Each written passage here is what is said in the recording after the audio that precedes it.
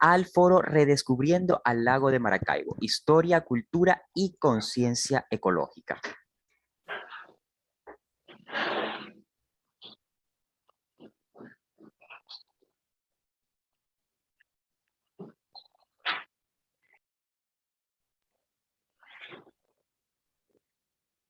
Y bueno, mi nombre es Saquiel Carrillo y como siempre para mí es un verdadero gusto estarles acompañando durante todo este evento. Pero antes de dar inicio, vamos a entrar un poco en contexto como siempre hacemos y explicar el por qué nos encontramos aquí esta mañana. Resulta que este jueves 24 de agosto el estado Zulia celebró los 522 años del avistamiento del lago de Maracaibo. Este reservorio de agua está dotado de una serie de características que le identifican y diferencian de otros lagos del mundo. Quizás en este sentido su mayor particularidad reside en que es el único lago que se encuentra directamente relacionado con el mar. Es el más grande de toda Latinoamérica y el número 19 entre los lagos más grandes del mundo. Además es el segundo lago más viejo del mundo y se trata de una de las zonas de mayor riqueza petrolífera del planeta. En esta área también se presenta el relámpago del Catatumbo, fenómeno natural en el que ocurre en promedio de 250 relámpagos al año, suceso por el que en agosto de 2013 ingresa al libro del récord Guinness por ser el sitio del planeta con mayor generación de relámpagos por kilómetro cuadrado al año. El lago tiene varios aspectos a considerar, uno simbólico y otro estrictamente histórico. Y es que además funge como elemento articulador de la vida cultural del occidente venezolano. De igual forma, otro aspecto de extrema urgencia a considerar son los agentes contaminantes que a lo largo de los años se han mantenido en el lago de Maracaibo y por ello la continua necesidad en la búsqueda de alternativas para solucionar este gran problema. Por todos los motivos antes expuestos, organizamos este encuentro con un llamado a la reflexión y a la acción ciudadana para valorar y cuidar nuestro lago para la preservación del ambiente y camino al cumplimiento de la Agenda 2030 de los Objetivos del Desarrollo Sostenible. Esta sesión es posible gracias a la participación de los profesores Ángel Rafael Lombardi, Edwin Chacón Ferrer y Grisel Mercadante, a quienes agradecemos que gustosamente hayan dedicado de su tiempo para preparar sus ponencias para el día de hoy y por supuesto por acompañarnos. Les recordamos a todas las personas que estén conectadas que tendremos una ronda de preguntas y respuestas al final de las disertaciones, por lo que los invitamos a colocar sus comentarios y preguntas en el chat, las cuales serán respondidas en su debido momento. A medida que vaya avanzando el foro, nosotros iremos dando a conocer a nuestros prestigiosos ponentes y su tema a desarrollar. Así que, una vez dicho esto y sin más preámbulo, vamos a dar inicio a la actividad con la ponencia del doctor Ángel Rafael Lombardi. Él es historiador, ha ganado el Premio Nacional de Historia Francisco González Guinán por la Academia Nacional de la Historia de Venezuela, posee un doctorado en Historia por la Universidad Complutense de Madrid, en España, es magíster en Ciencias Políticas por la Universidad del Zulia, licenciado en Educación, mención Ciencias Sociales, área Historia por la Universidad del Zulia, con mención summa cum laude en el año 1991. Además de eso, fue director del Centro de Estudios Históricos de la Universidad del Zulia, ha sido director de la revista Historia del Centro de Estudios Históricos de la Universidad del Zulia, profesor visitante en la Escuela de Altos Estudios de Ciencias Sociales en París, Francia, profesor invitado de las Universidades Complutense de Madrid, Carlos III en Madrid, Universidad Católica Cecilio Acosta, aquí en Maracaibo, y el IGES, Instituto de Gerencia y Estrategia del Zulia. Además de eso, es profesor de posgrado de la Universidad del Zulia, de la Universidad Católica Cecilio Acosta y Universidad Rafael Belloso Chacín. Miembro correspondiente de la Academia de Historia del Estado Zulia, solo por mencionar una pequeña parte de su extenso currículum y preparación. Él nos viene a hablar acerca de la importancia del descubrimiento del lago de Maracaibo. Dos aspectos a considerar, uno simbólico y otro estrictamente histórico. Así que sin más preámbulo, vamos a recibir a el doctor Ángel Rafael Lombardi. Profesor, gracias por acompañarnos y como siempre las cámaras son todas suyas y nosotros quedamos todos oídos. Muy buenos días. Gracias al Sebas, gracias a Rosana, gracias a todo el equipo que nos permite tener la oportunidad de compartir con ustedes este tema que tiene que ver pues con el primer avistamiento en el lago de Maracaibo en el año de 1499. Es muy importante, bueno, el hecho en sí El hecho en sí es que hubo tres importantes exploradores, Alonso de Ojeda, a quien se le atribuye la autoría del nombre de Venezuela.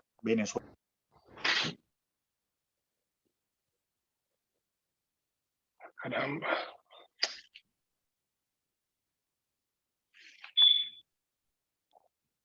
Identificar todo lo que va a ser el territorio venezolano y la nación Venezuela. Eso es un hito realmente importante. En el lago de Maracaibo, en la laguna de Coquibacoa, que era el nombre que le daban los indígenas de ese entonces, de acuerdo a los cronistas que recogen todos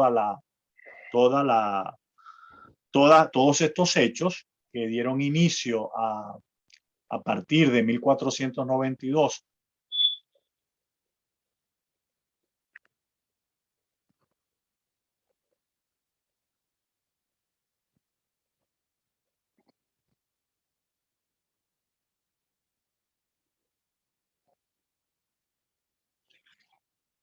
usualmente pues se hacen universales a partir de 1492. Hay un hecho común, el punto de partida de todo esto pues es Cristóbal Colón. Aquí tenemos en esta fotografía, que es la que estaba buscando, tenemos el punto de el punto referencial, el lago de Maracaibo, y su emblemático puente sobre el lago.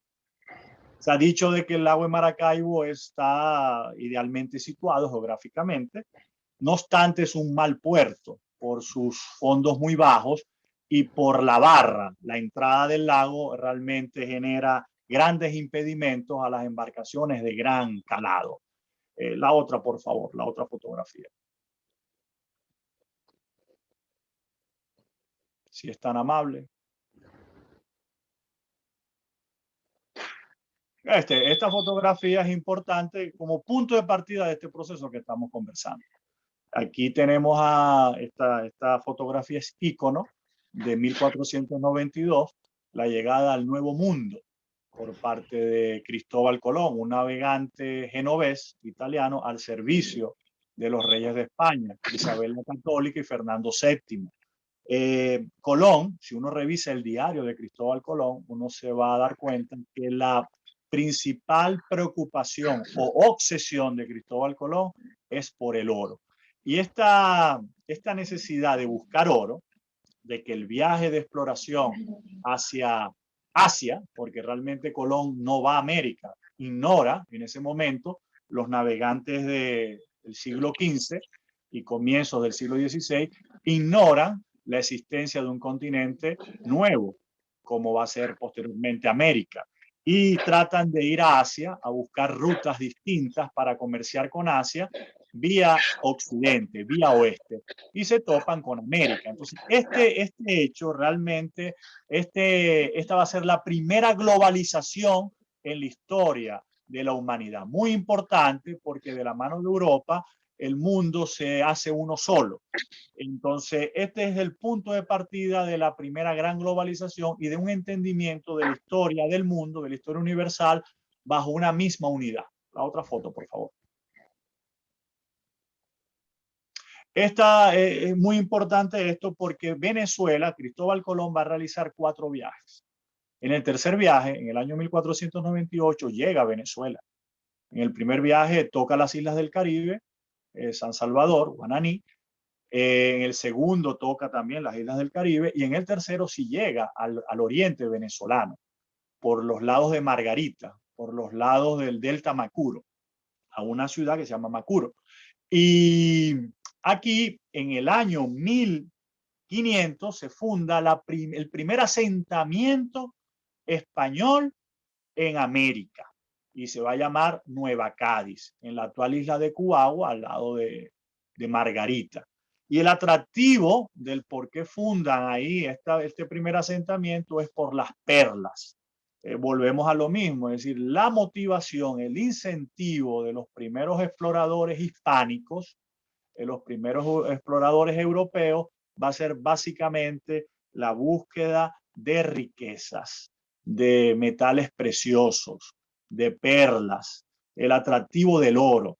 En realidad, dice Andrés Bello, en su libro, en su historia de Venezuela, escrita en 1810, que realmente el gran atractivo y lo que explica y define todo el periodo hispánico de 3 siglos en América, no solamente en Venezuela, entre los siglos XVI, XVII y XVIII, va a ser la búsqueda del dorado. Y ustedes saben que el dorado es todo un mito, pero los mitos mueven a la gente a empresas realmente extraordinarias, ¿no? Y entonces todo el proceso de exploración del territorio venezolano que va a realizar en un primer momento Cristóbal Colón, perdón, y después otros exploradores, como en el caso que nos ocupa en el tema de hoy, que va a ser Alonso de Ojeda, el padre del nombre de Venezuela, el primero en descubrir el lago de Maracaibo en el año de 1499 y que hoy estamos celebrando 522 años, en ese recorrido que hace por el lago de Maracaibo, se va, y donde lo van a acompañar, según dicen los cronistas, Américo Vespuccio, es un navegante italiano al servicio de España y cuyos mapas se van a dar a conocer en Europa y van a crear el referente del nuevo continente, porque el nuevo continente en justicia debió haberse llamado Colombia y no América. Pero bueno, esas son un poco las injusticias históricas que siempre están presentes. Otra fotografía, por favor. Lo cierto del caso es que Américo Vespuccio o Américo Vespucci, Alonso de Ojeda y Juan de la Cosa van a ser los 3 exploradores que se van a internar a recorrer y reconocer por primera vez el lago de Maracaibo. Y el nombre de, otra fotografía por favor, y el no, es donde aparecen los palafitos, si es tan amable. Los palafitos. Otra, otra, otra, otra más. No la tenemos. Bueno, está bien, está bien. Esa misma. Bueno. Esto aquí es clave. Esto aquí es clave y es harto conocido por la mayoría de los estudiantes de nuestras escuelas, de nuestras universidades, por la mayoría de los venezolanos. En el lago de Maracaibo, los españoles no se van a encontrar nada, no se van a encontrar una naturaleza solamente virgen, se van a encontrar habitantes, los habitantes originarios. América estaba poblada por indios, por indígenas, por aborígenes, por los habitantes autóctonos, cuya procedencia, ya eso está demostrado y estudiado científicamente, la mayoría procedió de Asia y de la Polinesia. Incluso hay otras tesis que hablan de Australia también. Entonces, al ver estas viviendas por encima del lago, sostenidas por pilotes, como si estuviesen flotando en el lago de Maracaibo, esto les trajo una especie de comparación con respecto a Venecia, la famosa ciudad italiana dedicada al comercio, que fue muy famosa desde el siglo XIII en adelante, ¿no? Y que era un modelo urbanístico referencial. Bueno, al ver estas estructuras, estas viviendas, con las mismas características a las viviendas de Venecia, los cronistas, un Alonso de Ojeda, los cronistas posteriores, inmediatamente pues dijeron pues que estaban en presencia de una pequeña Venecia. Y de ahí, según algunos, aparece el derivado de Venezuela. Eso también es muy especulativo, ¿no? Lo importante y lo cierto del caso es que el nombre de Venezuela tiene como punto de partida el lago de Maracaibo. Y en esta fecha emblemática que es el año 1499. Otra foto, por favor. Bueno, aquí ya a partir del siglo XVI, cuando el lago empieza a ser descubierto, van a venir otros exploradores, otros navegantes, otros cartógrafos, otros geógrafos, y van a tratar de diseñar, plasmar en un mapa, en la geografía del lago de Maracaibo. Incluso esta foto es muy llamativa porque aparece el lago de Carora, un nombre que realmente es inédito, que era muy poco usual. O era la laguna de Coquibacoa o era el lago de Maracaibo, pero llamarlo laguna de Carora o lago de Carora, pues es realmente muy, muy fuera de lo común. Por favor, otra foto.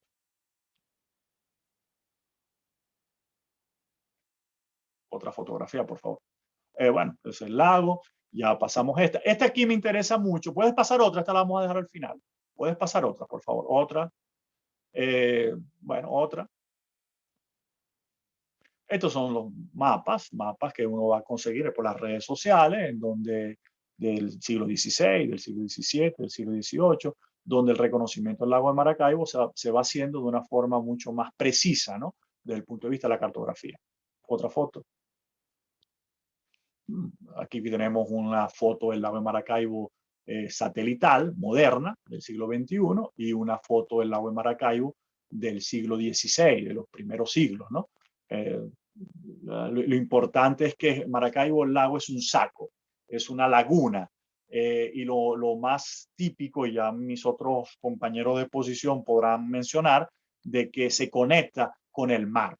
Y esto realmente es algo llamativo, o sea, rompe los esquemas de lo que es un lago cerrado de agua dulce. Otra foto. Esta es una de las primeras representaciones del lago de Maracaibo.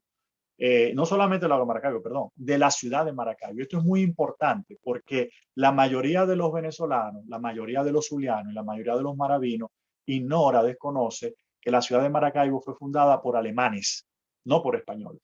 A partir del año 1528 hubo una capitulación, un contrato comercial entre una casa de banqueros alemana, los Bélsares, con Carlos V, que era en ese entonces el emperador y rey de España, para cederle los territorios de toda Venezuela, desde el Cabo de la Vela hasta Maracapaná, por un lapso de 40 a 50 años, con posibilidad de renovar ese acuerdo, con la finalidad de que estos alemanes exploraran, descubrieran y fundaran poblados. Lo cierto del caso es que los bélsares en realidad se dedicaron más que a poblar, lo que se dedicaron fue a descubrir nuevos territorios por en función de El Dorado, de buscar oro, riquezas. Y el lago de Maracaibo fue una de las vías de comunicación más importantes a través de sus muchos afluentes, de sus muchos ríos, para conectar el occidente de Venezuela, donde está actualmente el estado Zulia, con lo que va a ser posteriormente la Nueva Granada.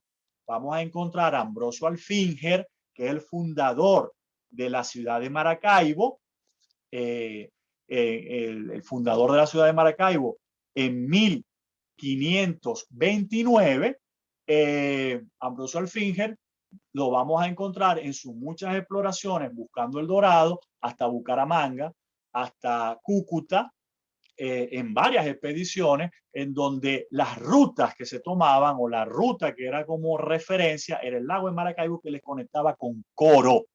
¿Por qué Coro? A partir de 1528, que fue fundada, que va a ser el primer centro poblado, el más importante del occidente del país, en 1528, va a ser el punto de partida de todas las expediciones de los alemanes, de los españoles, sobre el occidente venezolano, sobre el sur venezolano y sobre el oriente de la actual Colombia, que en ese entonces ya empezaba a llamarse la Nueva Granada.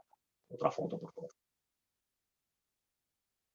Bueno, aquí tenemos entiendo que aquí no veo bien, pero aquí está Ambrosio Alfinger, sí, el fundador de Maracaibo, el fundador de Maracaibo. Entre ellos, mire, muchas veces la historia, hay una historia externa y una historia interna. La historia externa presenta los hechos de una forma epidérmica. La historia interna, la historia real, implica una mayor profundización en su estudio. Estos adelantados, estos conquistadores, estos capitanes, si bien estaban subordinados a unas reglamentaciones, unas leyes y normas, en la práctica hicieron lo que les dio la gana. Y entre ellos se mataron, entre ellos hubo guerras civiles, entre ellos hubo rivalidades que terminaron en baños de sangre. Y la rivalidad y la lucha contra los indígenas que ocupaban los espacios antes que ellos llegaran fue también terrible, brutal. Los primeros brotes de canibalismo que cronistas como Oviedo Ibáñez, Fray Simón y tantos otros dejan en sus crónicas, se hacen presentes en estas primeras exploraciones de los bélsares, en donde Ambrosio Alfinger va a tener un rol protagónico importante. Y Ambrosio Alfinger pasa, yo lo considero que es el que tiene el principal mérito, pasa por ser el fundador de la ciudad de Maracaibo, teniendo como punto de partida y como base de esa fundación el lago de Maracaibo, que es nuestro principal referente, porque Maracaibo es una ciudad vinculada con su lago. Por favor, la otra fotografía. Creo que es Alonso de Ojeda, a quien se le atribuye un navegante, un explorador español, que se le atribuye haber descubierto el lago de Maracaibo y al detectar a los palafitos establecer la comparación entre Venecia, el territorio que está explorando, y a partir de ese momento inspirar el nombre de Venezuela como para identificar los nuevos territorios que desde la óptica española se están descubriendo. Ya estos territorios estaban poblados, ya estaban, o sea, los indios autóctonos producían acá, y cuando llegaron los españoles se generó un conflicto. Aquí hubo un conflicto de intereses entre los habitantes originarios y los recién llegados. Pero eso es la historia. Aquí no podemos ideologizar sobre quién fue bueno, quién fue malo, quién tuvo razón, quién no tuvo razón. Eso nos llevaría realmente a una exposición de otra naturaleza a la que hoy estamos ofreciendo. Otra fotografía, ya con esto estamos finalizando. Bueno, otra referencia, otro dibujo, otra gráfica del lago de Maracaibo. Otro, por favor.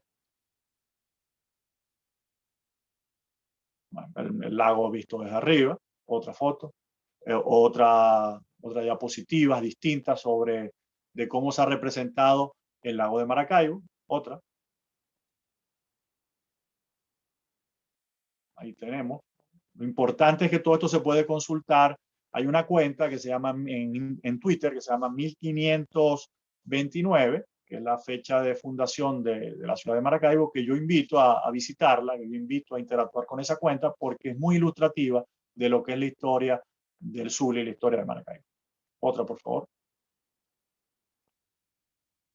Ya con esto voy a culminar y voy a señalar un hecho que esta la podemos dejar, la anterior, por favor, la anterior, la del puente.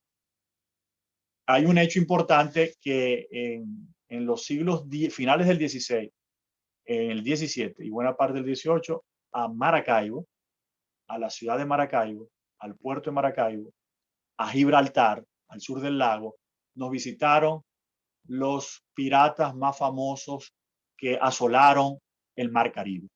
Piratas que su nacionalidad eran de los países rivales de España, porque España fue la primera en ocupar estos territorios y luego del Tratado de Tordesillas, en donde se repartieron estos territorios, España y Portugal, quedaron por fuera potencias emergentes como Inglaterra, como Francia, como Holanda, que desde el punto de vista comercial no iban a quedarse con los brazos cruzados e intentaron quitarle parte de estos territorios que en un primer momento ocuparon España y Portugal. Y el Caribe, el Mar Caribe, fue el principal sitio de esta confrontación geopolítica.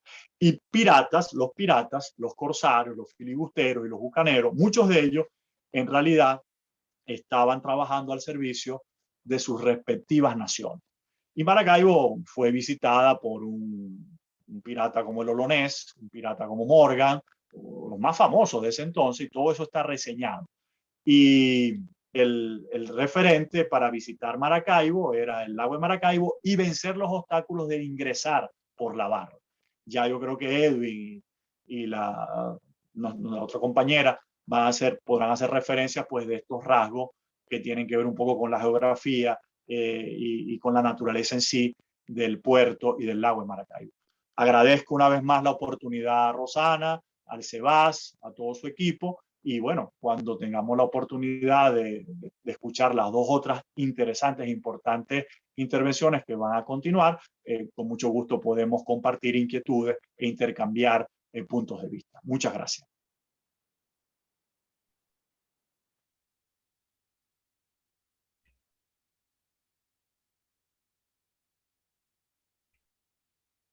Gracias, profesor Ángel, a usted por este recorrido tan ilustrado sobre lo que fue la historia de nuestro lago de Maracaibo, ícono de nuestra ciudad.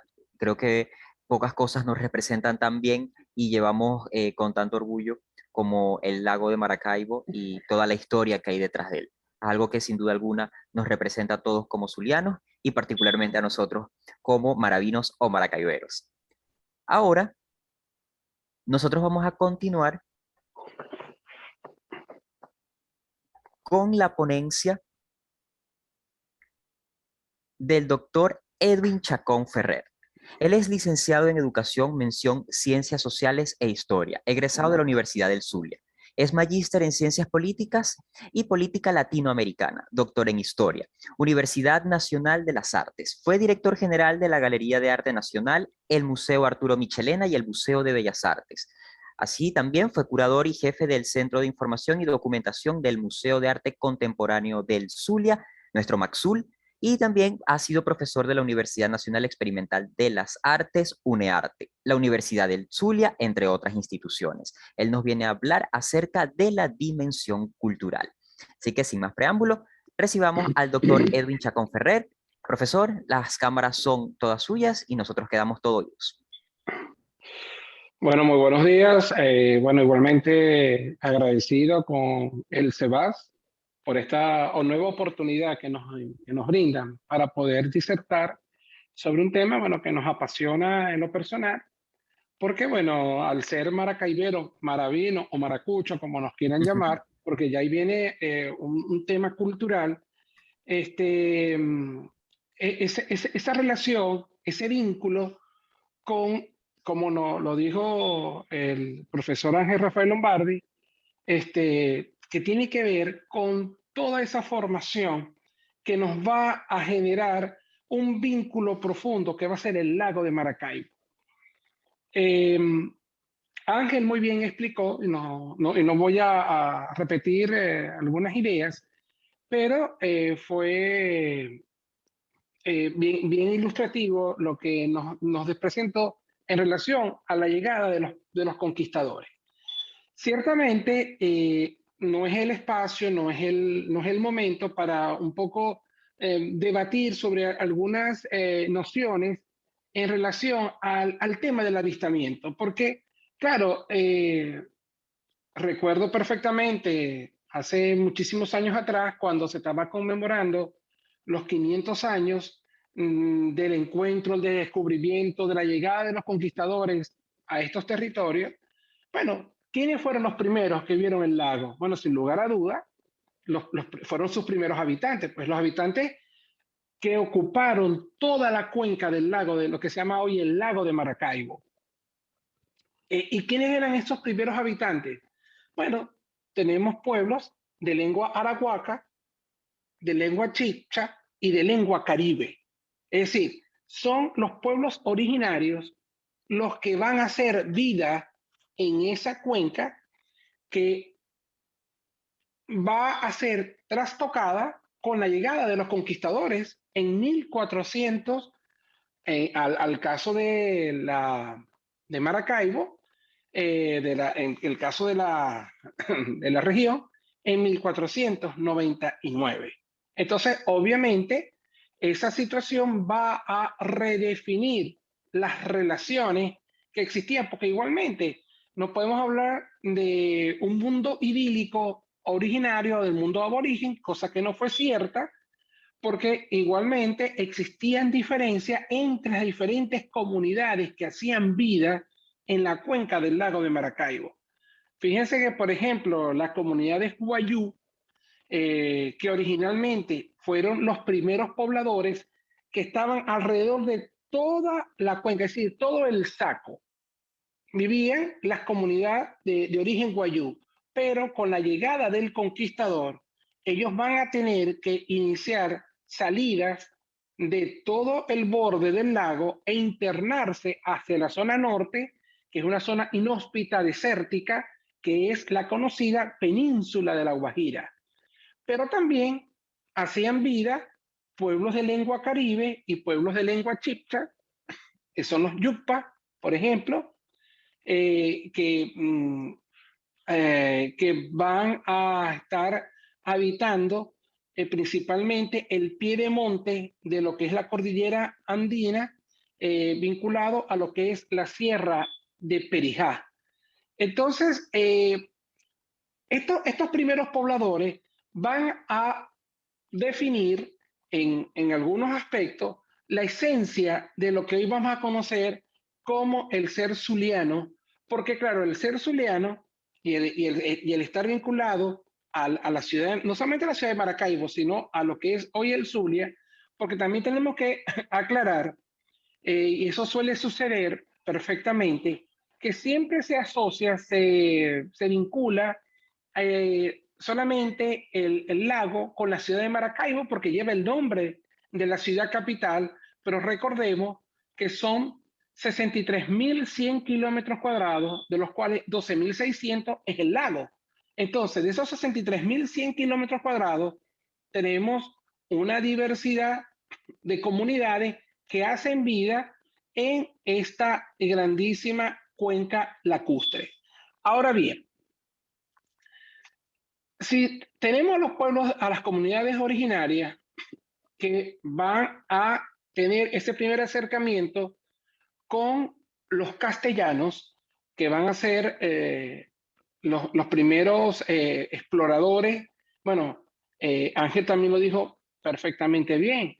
Van a ser un alemán, que es Ambrosio Alfinger, el que va a fundar la ciudad, aunque también de esto hay bastantes polémicas, porque dice, bueno, claro, fue en el año 28 que Ambrosio Alfinger, pero la resistencia a la cual se sometió esa primera ranchería que van a armar, va a tener la resistencia de las comunidades, sobre todo guayú, y no va a ser sino hasta el año de 1572, donde el asentamiento, sobre todo en la ciudad de Maracaibo, va a hacerse efectiva con Pedro Maldonado, porque con Alfinger, con Alonso Pacheco y luego con Maldonado, que va a ser como la última, que va a ser la que va realmente a tener, se va a consolidar. Entonces, perfectamente, esa relación de puerto, para el caso de la ciudad de Maracaibo, es lo que le va a dar el origen a ese espacio urbano. Y por supuesto, esa ciudad que se va a fundar y que va a ser la capital no solamente de la provincia, sino que va a ser una de los espacios más atractivos. ¿Por qué? Porque, bueno, porque es una plaza comercial. Entonces, obviamente, al generarse una plaza comercial, van a llegar personas, van a llegar comunidades, van a llegar población de diferentes regiones del mundo. Entonces, obviamente, a esto se le tiene que sumar la traída de una mano de obra que va a coadyuvar a la presencia de la que ya existía anteriormente. Entonces, estas comunidades que van a venir del África Occidental le van a dar otra característica distinta a las comunidades que ya hacían vida en esta hoy conocida como región, la región maravina. El doctor Germán Cardoso Galué y el equipo que lo acompañó por muchos años en el Centro de Estudios Históricos de la Universidad del Zulia, él construyó una categoría, que es una categoría bastante importante, porque él habla de la región histórica maravina u occidental. Y la región histórica maravina, no solamente por el nombre de la ciudad de Maracaibo, sino tiene que ver con el lago de Maracaibo, porque el lago va a ser el elemento que va a articular a todo el occidente de Venezuela. ¿Por qué el occidente de Venezuela? Fíjense ustedes que la ciudad de Maracaibo, como que se va a entronar el gran puerto, va a servir de abastecimiento a los galeones españoles que salían desde Colombia, que ya venían de explorar todo desde el Magdalena a su salida al Atlántico, hacían una parada en este naciente, esta ciudad puerto de Maracaibo, para continuar viaje hacia la metrópoli. Pero por supuesto, no era el mejor puerto por el problema que lo explicó el profesor Lombardi, un puerto de aguas, que no es un puerto de aguas profundas, y eso generó graves problemas para el tema de la comercialización. Sin embargo, con el transcurrir de los años, este espacio se fue consolidando y le va a dar una característica especial desde el punto de vista cultural. ¿Por qué le va a dar una característica especial? Porque justamente la misma geografía va a permitir que esta zona de lo que es hoy Venezuela se aislara del resto de la nación. Es decir, tenemos la cordillera de Mérida, tenemos la Sierra de Perijá y obviamente este espacio de acá es el lago de Maracaibo. Entonces, las características geográficas van a permitir que ese encerramiento se desarrollaran unas actividades, se desarrollaran unas relaciones totalmente distintas al resto de lo que es hoy Venezuela. Fíjense ustedes, quizás me voy a adelantar un poquito en el tiempo, y que yo lo comencé la vez pasada, lo que lo comentaba, cuando estábamos hablando del tema de las migraciones. Para poder un habitante de la ciudad de Maracaibo, para poder viajar a Caracas, tenía que sacarse el pasaporte. Entonces la gente se pregunta, ¿no? Y eso parecía como una historia, como un mito, pero no es ninguna historia, no es ningún mito, es una cosa real, porque para poder viajar de Maracaibo hasta la ciudad de Caracas, había que pasar por las Antillas holandesas. Es decir, había que viajar Maracaibo, Curazao, La Guaira, y luego atravesar el Ávila hasta llegar a la ciudad capital. Entonces, obviamente, esta relación, porque en la comunicación por tierra desde Maracaibo o de cualquier punto de la geografía nacional, perdón, de la geografía lacustre hacia el resto del país, era terrible porque los caminos eran unos caminos muy accidentados, sobre todo en la época de lluvias. Entonces, eso no permitía las comunicaciones. Entonces, esto significa que esta zona, esta región, estuvo realmente aislada por casi 5 siglos. ¿Quién va a permitir la comunicación efectiva y real? Va a ser en el siglo XX, cuando el benemérito, el general, el dictador Juan Vicente Gómez, va a comenzar el proceso de construcción de carreteras. ¿Por qué? Porque al comenzar a construir las carreteras, Gómez comenzó a matar la actividad comercial que se generaba en torno al lago de Maracaibo.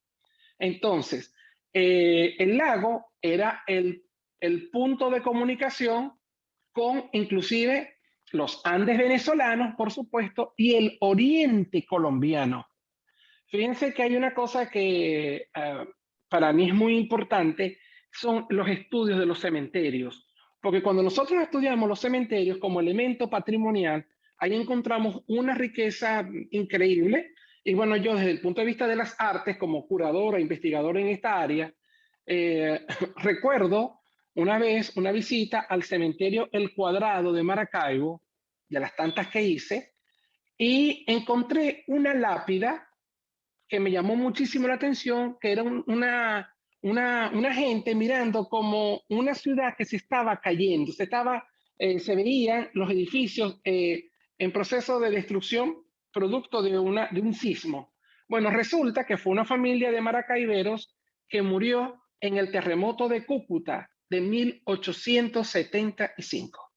Entonces, claro, ¿no? Obviamente, los vínculos, por eso es que en Maracaibo como ciudad y el resto de la región lacustre tenía más vínculo con lo que es hoy Colombia que con el resto del país por la misma actividad comercial que fue el punto focal, el punto más importante para poder entender esto de lo que nosotros vamos a llamar posteriormente la región zuliana. Claro, es una denominación de región que se le va a dar durante el primer gobierno del doctor Rafael Caldera, pero ya existía una región histórica bien marcada y con características muy precisas que la hacía totalmente distinta al resto de lo que es la nación venezolana. Entonces, claro, esta nueva realidad para la región, que es muy importante, porque nosotros por lo regular solemos circunscribirnos a Maracaibo. Maracaibo, por ser el centro, ser el principal eje, no solamente por ser la ciudad capital, sino porque allí estaba el asentamiento del puerto. Sin embargo, sus vínculos con el resto de la región eran muy importantes. Hay yo lamentablemente me hubiese gustado presentar algunas imágenes, pero no tengo aquí, tengo de la literatura, que no la tengo presente. Hay y son justamente, lamentablemente lo digo así, lo digo lamentable porque no hay referencia de artistas nacionales en este momento. Van a ser unos artistas, viajeros, exploradores, que no eran ninguna cosa, porque la gente se imagina que son asuntos de filantropía, ¿no? Bueno, que venían a través de los viajes de Humboldt, porque pareciera ser que Humboldt llegó por un asunto filantrópico, pero tenemos que entender que eso que hoy llamamos Alemania estaba en un proceso ya de expansión hacia el siglo XIX. Había quedado fuera, no tenía territorios en ultramar, entonces tenía que buscar una forma de poder abastecerse de materias primas sin tener que generar grandes inversiones. Entonces, claro, enviaron exploradores y con estos exploradores venían artistas. Entonces estoy hablando, por ejemplo, de dos artistas plásticos muy importantes de origen alemán, y uno de ellos publicó un libro bellísimo que él se llama Anton Göring. Él escribió un libro que se llamaba El Zulia, la región más bella del trópico. Entonces, cuando él no solamente comenzaba en su descripción de la geografía lacustre, sino de las representaciones. Entonces, era muy importante ver la actividad que generaban los afluentes del río Escalante, del río Catatumbo y del río Zulia, porque estos ríos eran los que permitían adentrarse al territorio andino y a comunicación con Colombia. Entonces, por supuesto, como lo dije anteriormente, la construcción de las carreteras va a matar la comunicación lacustre y con ellos van a morir algunos pueblos que solamente van a quedar de referencia, entre ellos el Congo Mirador.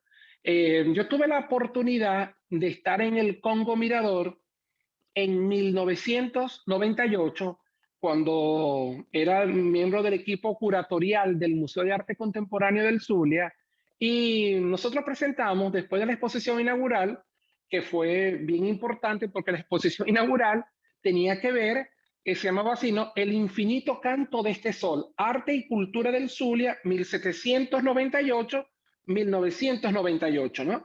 Es decir, ese estudio porque 1798, porque ya aparecían las primeras características de lo que va a ser hoy la zulianidad. Y hasta 1998, bueno, porque era el tema temporal que teníamos, ¿no? Y era el momento que estábamos inaugurando el MACZUL. Entonces, con esa exposición pudimos hacer un recorrido con todos los artistas, toda la gente que había hecho vida en el Zulia. Pero en 1999, hicimos una gran exposición que invitamos a varios artistas para hacer un recorrido por toda la cuenca del lago de Maracaibo, y allí es donde yo en lo personal logro conocer el Congo Mirador y apreciar lo que dijo el profesor Lombardi, el tema de los relámpagos, el relámpago del Catatumbo. que es una cosa impresionante, impresionante. Entonces, esas actividades comerciales que venían desde el siglo XVI y que van a tener van a ser el punto el cumbre va a ser en el siglo XIX. ¿Por qué en el siglo XIX? Porque el siglo XIX va a marcar no solamente el hecho de la independencia, sino también va a marcar las actividades económicas más importantes del occidente, que va a ser la producción cafetalera que se generaba en los Andes y que salía por el lago de Maracaibo hacia los centros hegemónicos del capitalismo decimonónico. Entonces, claro, el café va a ser el punto por el cual el lago de Maracaibo va a tener otra presencia en otras ciudades europeas, sobre todo en las ciudades del norte de Alemania, que las va a proyectar. Entonces, bueno, van a venir cantidades de comerciantes que se van a sentar en el puerto para hacer los negocios con los productores andinos. Como dato curioso, yo que estudié el tema de los alemanes en Maracaibo, en una visita que hice a uno de los archivos en Berlín, me consigo con información de prensa.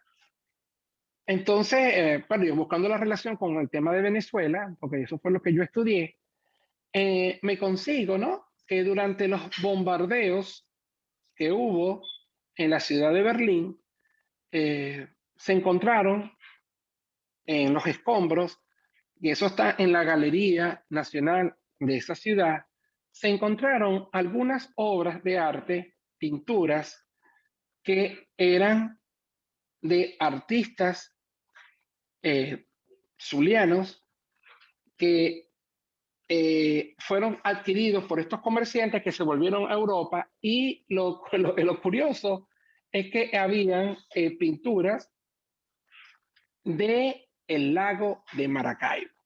Es decir, Maracaibo no solamente se va a catapultar la ciudad, no solamente en el 19, sino también ahora va a venir la actividad petrolera, porque la actividad petrolera que se circunscribía al tema lacustre y que va a ser la hecatombe que nos va a posicionar en el mapa mundial. Porque si bien es cierto que el tema de la conquista fue el primer gran ejercicio de la globalización, el segundo va a ser justamente la explotación de los hidrocarburos, y que va a posicionar nuevamente a Maracaibo en el centro de la atención internacional, debido a las actividades económicas que se generaban en toda esa cuenca que hoy sigue siendo uno de los puntos más importantes de la explotación petrolera en la humanidad, pues. Entonces, tenemos que recalcar, y yo no sé si ya estoy sobre el tiempo, pero que el lago va a ser el elemento que va a articular la vida cultural más importante del occidente de Venezuela, porque, y como lo dije hace unos minutos, ese aislamiento va a generar unas relaciones totalmente distintas. Es que tenemos que partir inclusive hasta por nuestro voceo, porque no es casual, no es fortuito que solamente el voceo sea del occidente, y eso se debe a que esas viejas formas castellanas del idioma no cambiara, sino que se mantuviera más o menos la estructura original desde el siglo XVI. Por supuesto, el enriquecimiento con la llegada de africanos, tenemos que recordar igualmente con el tema gastronómico, que es sumamente fundamental. Hay uno de nuestros investigadores más importantes, él murió hace ya muchos años, que es Juan de Dios Martínez. Él hablaba, por ejemplo, además del tema de la religiosidad, donde se vinculaban los elementos de la cultura africana con los elementos de la cultura ancestral, más el aporte judeocristiano que va a llegar con los españoles, va a diferenciar y va a marcar un punto neurálgico en el tema de las relaciones, ¿no? Entonces, él decía que, por ejemplo, el quesillo y otros platillos conocido en la gastronomía venezolana tenían su origen allí en el lago de Maracaibo, sobre todo en el sur del lago, en esa comunidad que es Caja Seca, Bobures, etcétera, etcétera, porque allí, en ese asentamiento, se va a encontrar la principal mano de obra esclavizada que va a trabajar las grandes plantaciones de cacao y que luego, por supuesto, el café, al desplazar la actividad económica y ya la mano de obra no era necesaria, y bueno, viene todo el proceso de la liberación de la esclavitud, eso va a cambiar las relaciones económicas del famoso modo de producción. Entonces, Juan de Dios hacía hincapié en el tema gastronómico y en el tema religioso. Entonces, que tiene que ver con la presencia de ese elemento africano en el lago de Maracaibo. Entonces, en definitiva, bueno, que podemos generar la discusión posteriormente, el lago va a ser el referente más importante. Pero como dato curioso, ¿no? Y lo digo como maracaibero, maracucho, maravino, que la cosa curiosa es que la ciudad comenzó a crecer dándole la espalda al mismo lago.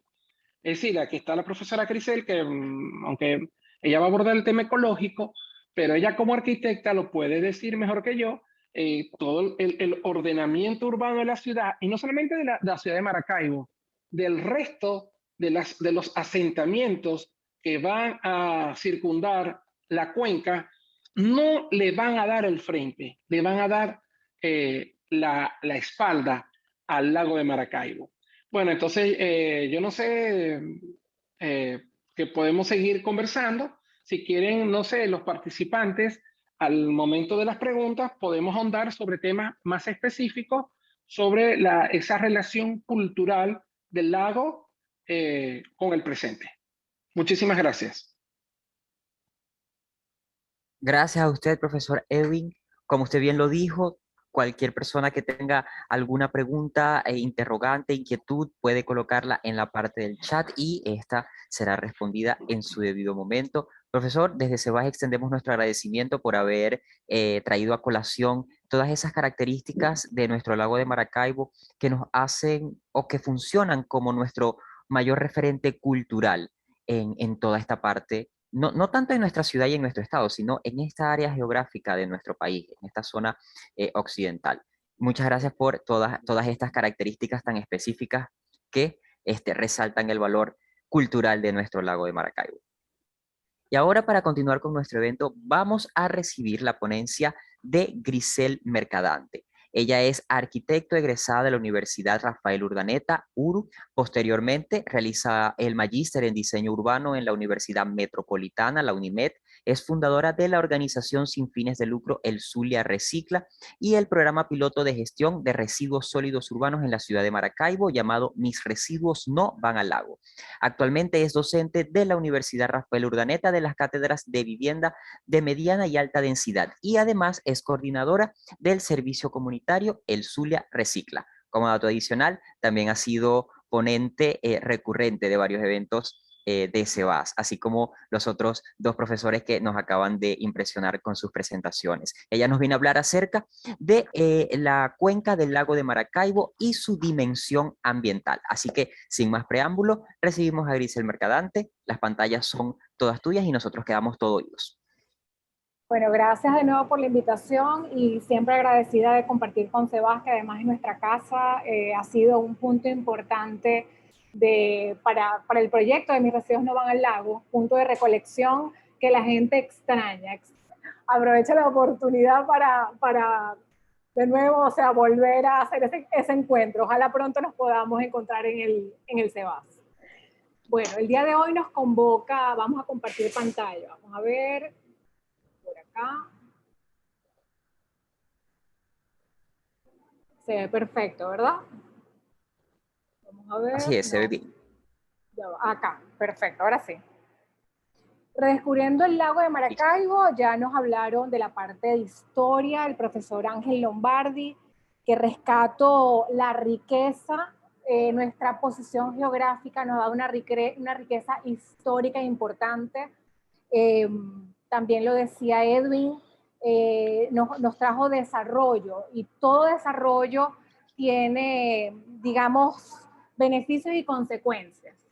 No hablamos de lo malo ni lo bueno, sino que nos ha dado la oportunidad a desarrollar nuestro territorio y ha tenido un impacto importante en nuestra cultura, en nuestra riqueza cultural, en nuestra riqueza artística, en lo que decía también Edwin, el tema de la cordillera, cómo nosotros cerrados, ese confinamiento físico, vamos a llamarlo, nos da también una identidad muy propia. Y eso es muy rico también, que hay que resaltarlo. Nosotros vamos a hablar, en esta oportunidad me toca hablar de la conciencia ecológica, y voy a hacer, es un compromiso muy grande porque no soy bióloga, como lo dijo Edwin, como me presentaron, soy arquitecto, pero voy a tratar de mostrar una visión integral de lo que refiere la conciencia ecológica y nuestra importancia también ambiental en lo que refiere al lago de Maracaibo. De nuevo, la posición geográfica que nos compromete. Quiero empezar que el conocimiento, lo importante de conocer. ¿Y qué es conocimiento? Tener esa idea de la realidad. Saber que nuestras situaciones externas e internas tienen impacto, y ese acto de conciencia tenemos que activarlo para poder generar cambios, ¿ok? Conocimiento responsable y personal de una cosa determinada, con un deber o una situación. Conocimiento claro y reflexivo de la realidad. Conciencia es la cualidad o el estado de conocimiento de objetos o externos o internos de uno mismo. Sin importar si conocemos el significado de la cosa, sabemos que hay algo que pudiera estar en desequilibrio, vamos a llamarlo de esa manera. También quiero rescatar una frase que dicen muchos autores. Solo se protege y se conserva lo que se conoce y se valora. Y esto aplica para la historia, aplica para la cultura, aplica para el ambiente.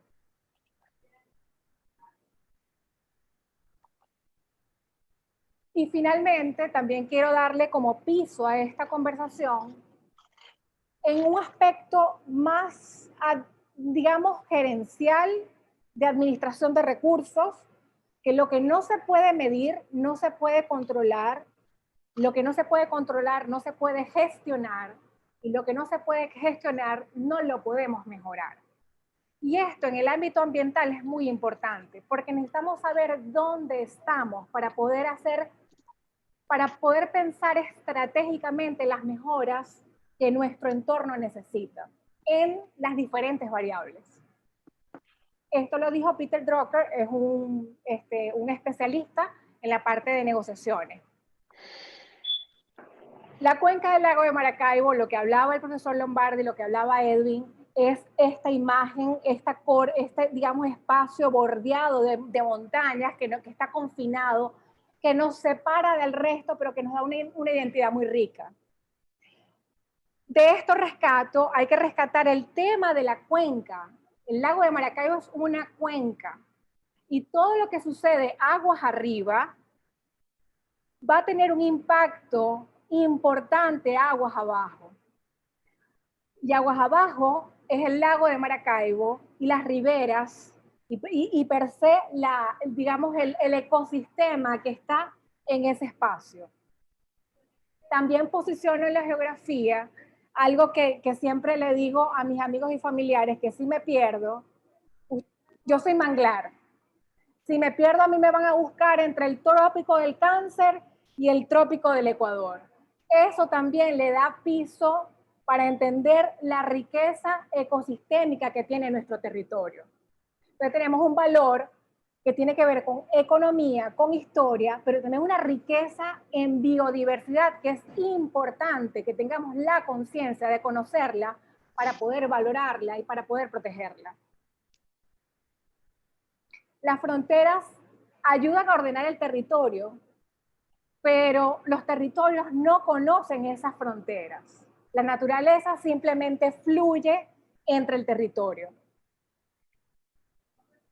El lago de Maracaibo está dotado, digamos, lo nutren 16 ríos. Y de estos 16 ríos, hay ríos que vienen del territorio de Colombia. ¿Ok? Esto es importante, como les decía, que Maracaibo es una cuenca y todo el material, vamos a hablar de desechos, vamos a hablar de desechos industriales, orgánicos, pesticidas, todo esto viene de aguas arriba, desde 16 ríos hasta aguas abajo. De nuevo, lo bueno y lo malo, porque lo bueno es la riqueza ecológica que esto conlleva, lo malo es que estamos, digamos, descargando en nuestro lago una cantidad importante de material de desecho. Esto tiene un impacto sobre el lago, lo que es el derrames por petróleo, tenemos el deterioro ecológico por la eutrofización, que es la pérdida de oxígeno del lago de Maracaibo, de las aguas. La alteración de la calidad física y química del agua, y esto afecta directamente la fauna marina. Tenemos afectaciones en la pesca, todo lo que tiene que ver con las personas que habitan en el frente costero, su forma de vida es la pesca. Y hoy día la pesca comercial está afectada por derrames petroleros y por los altos niveles de contaminación que tiene el lago de Maracaibo. La baja intensidad de la vegetación. La contaminación también afecta sobre la flora. Incluso las lluvias, el cambio climático, todo esto viene con un tema global. Esas lluvias intensas también están degradando y erosionando impactando altamente los suelos, la ribera de los ríos. Las aguas servidas de las poblaciones que descargan en los ríos no cuentan con ninguna planta de tratamiento. Hablamos de Maracaibo, pero no es solamente Maracaibo, de nuevo, es todo lo que el sistema, todo lo que la cuenca significa. Contaminación de las aguas por las aguas servidas, como ya dijo, los biocidas y fertilizantes, esto a causa de la ganadería y la agricultura. El promedio de nitrógeno y fósforo de los ríos, según estudios, esto es un estudio de la profesora Rivas en el 2009, están por encima de lo normal. Estos son nutrientes que se le están elevando a los niveles del agua y esto afecta de nuevo en la calidad del agua, afecta en el ecosistema, afecta en la fauna marina. Todo esto nos habla de que la biodiversidad está en riesgo.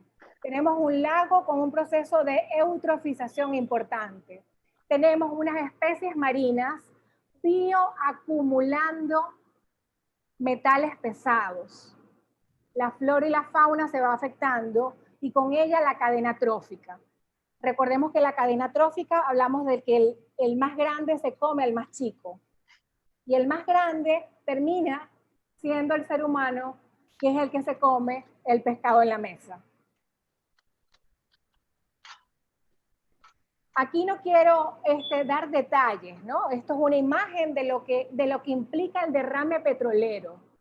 Cómo el petróleo, al entrar al contacto con el agua, tiene inmersión, tiene contaminación del suelo marino, se genera ese mousse, digamos, esa agua aceitosa que solemos ver los que hacen kayak, ¿ok? Tenemos que migrar a energías renovables, tenemos que invertir en tecnología, tenemos que reducir esa dependencia que tenemos hacia las energías fósiles. Siempre lo rescato. Tenemos que buscar nuestro desarrollo económico, tiene que estar en otras alternativas.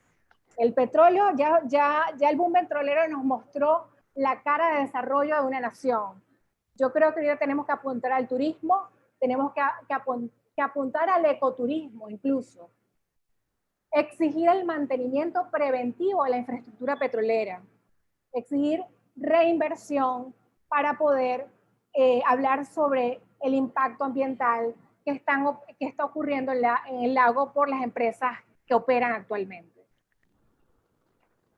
La eutrofización, como lo dije principalmente, es un proceso natural de estos ecosistemas acuáticos, pero por las consecuencias antrópicas, por efecto del hombre, este proceso se ha acelerado. Y esto tiene que ver como, digamos, una capa donde estamos sellando la oportunidad de tener oxígeno. A ver, lo voy a explicar desde lo más, o sea, no soy bióloga, o sea, solamente quiero dejarle la semillita de la preocupación.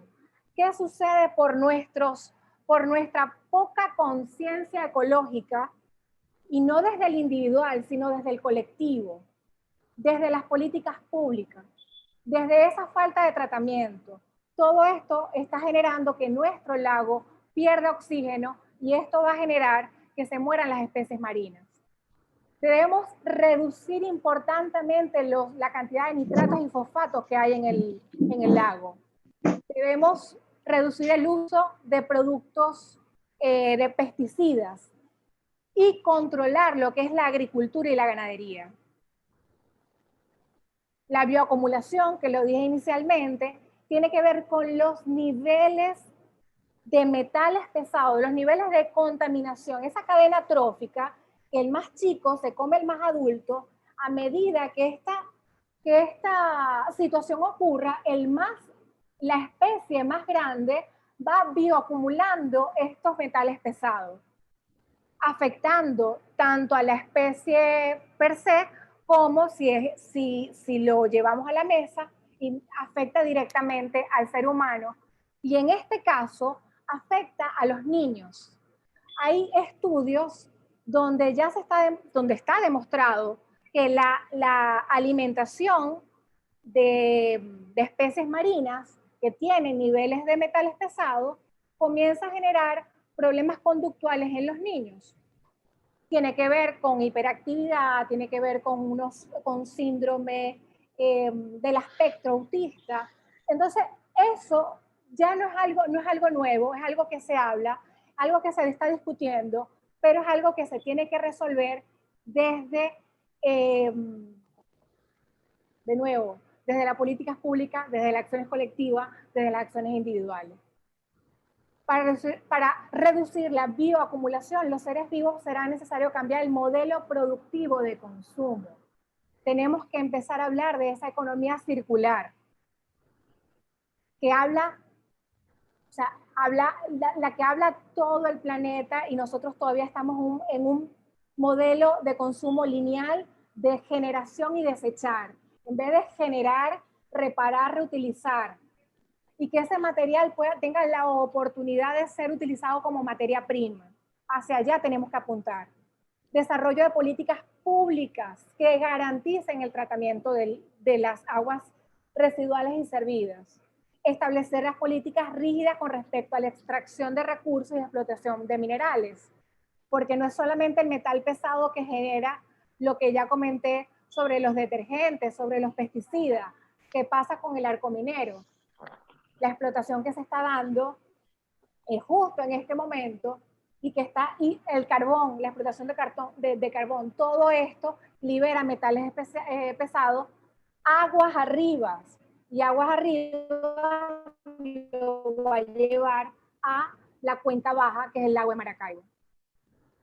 Aquí hablaba un poco, aquí está el pez grande y el pez chico, cómo hacen esa cadena alimentaria, y luego el termómetro me va mostrando la bioacumulación.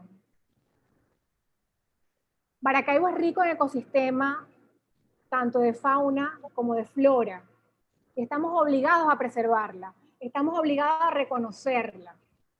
Y yo invito al Sebas que tengamos unas sesiones más profundas para invitar a especialistas en toninas, especialistas en tortugas, para que podamos ahondar, de hecho, el estudio de los jaguares que se están dando en el sur del lago. Los jaguares son un indicador de que el ecosistema está en equilibrio. Y este es un lugar que se está dando, este es un estudio, un proyecto que se da en el sur del lago con la bióloga María Fernanda Puerto Carrillo. Un proyecto lindísimo donde se está preservando el hábitat para garantizar que el jaguar no se extinga. Pero repito, la existencia del jaguar es un indicador que el ecosistema está en equilibrio. Por eso es imperante proteger ese espacio. La realidad de Maracaibo es que toda nuestra costa está afectada por los derrames petroleros. Esto afecta a los pescadores, afecta a las especies, afecta el paisaje. No estamos conectados al lago de Maracaibo y pareciera que lo vemos muy lejos. Recordamos al lago como esa foto bonita, pero como lo decía Edwin, es verdad, como arquitecto, el no tener la ciudad como paisaje directo, el darle la espalda a la ciudad, también le damos espalda a estas realidades. Esta es una situación que tiene que hablarse desde la ocupación del territorio y las tipologías de vivienda y cómo nosotros deberíamos tener como protagonista el lago. Cuando nos vinculemos con el lago, estas realidades van a comenzar a cambiar. Las toninas las está estudiando la gente de Proyecto Sotalia y hay unos estudios importantísimos donde ya se les están consiguiendo cadmio y mercurio. Pero además también estas especies han sido cazadas para la alimentación.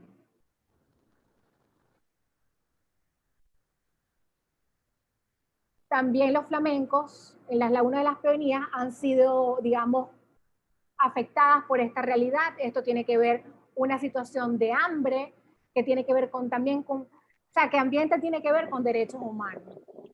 Preservar el ambiente evita que estas situaciones, o sea, que afectemos nuestro equilibrio de vida, y no es la vida del ser humano, hablo de vida en todos los sentidos, en todos los seres vivos. Esta es una imagen y recordando un poco lo que hace el 9 de agosto, salió el documento del ente intergubernamental por el cambio climático, donde nos alerta que estamos ya en el punto rojo sobre el cambio climático. Ya es irreversible. La situación, subir 1 grado más es generar un deshielo, perder el permafrost, que son las áreas de congelamiento de los polos de la Tierra. Ya se está subiendo los niveles del mar, las lluvias cada vez son más intensas, y esto de nuevo afecta los sembradíos. En este caso es una siembra de plátanos que se afectaron 40.000 de 60.000 hectáreas. Si esta situación no se regula, la temperatura pudiera subir a 5 grados. Quiero cerrar la problemática del lago con los microplásticos. Y esta es una situación que vemos día a día en las limpiezas de playa. Pronto, el 21 de agosto, aprovecho para invitarlos el 21, este sábado, a la próxima limpieza de playa, donde estamos realizando muestras de microplásticos que que provienen de la costa, que provienen de aguas arriba, que provienen de las cañadas, que provienen de nuestras casas. ¿Qué tenemos que hacer para proteger la cuenca del lago? Y proteger la cuenca del lago es preservar la biodiversidad. Tenemos que educar en todos los niveles. Esta discusión hay que tenerla y hay que abrirla, pero además hay que profundizarla. Implementar estrategias de mitigación y adaptación al cambio climático. Maracaibo, o mejor dicho, la región zuliana, que es rica en ecosistemas, tenemos una suerte de ríos, caños y cañadas que son corredores biológicos y son potenciales para empezar a trabajar estas estrategias de mitigación y adaptación del cambio climático. Tenemos que actualizar los datos para reconocer el territorio, saber dónde estamos. Si no sabemos dónde estamos, no vamos a poder gestionar nuestra problemática ambiental. Hay que realizar mapeo de las zonas de riesgo. Cada vez el cambio climático está más presente y una manera de evitar las situaciones que llamo de desastre, y no es de un desastre natural, sino es un desastre por construir en los lugares donde no debemos construir, eso hay que levantarlo para saber qué vamos a hacer.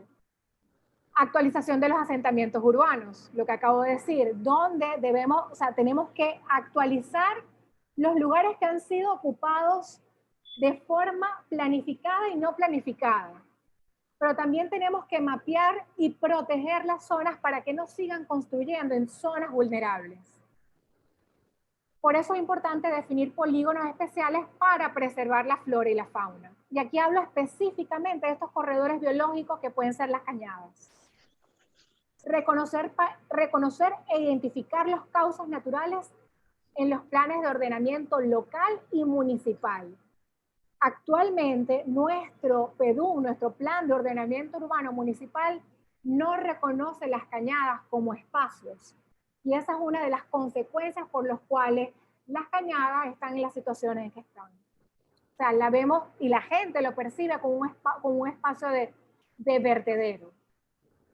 Es necesario ubicar plantas de tratamiento para aguas servidas y residuales en la ribera del sistema de la costa. Regular el uso de plaguicidas, implementar un sistema integral de gestión de residuos sólidos urbanos. Y aquí nosotros estamos tratando de hacer la diferencia. Desde el Sur de Recicla estamos haciendo un plan piloto, que seguimos diciendo es un reciclaje a baja escala, pero es el que podemos hacer por ahora. Y está funcionando, porque no solo estamos recolectando material y evitando que el material sea desechado, sino que estamos invitando a que las comunidades se involucren para hacer cambios importantes en sus comunidades. Hay que implementar un sistema integral de gestión de cuencas hidrográficas. Y definitivamente hay que incorporar a las organizaciones de la sociedad civil en la toma de decisiones.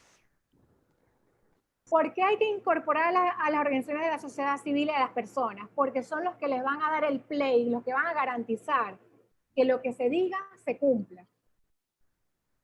Esta imagen refiere un poco lo que es la economía circular.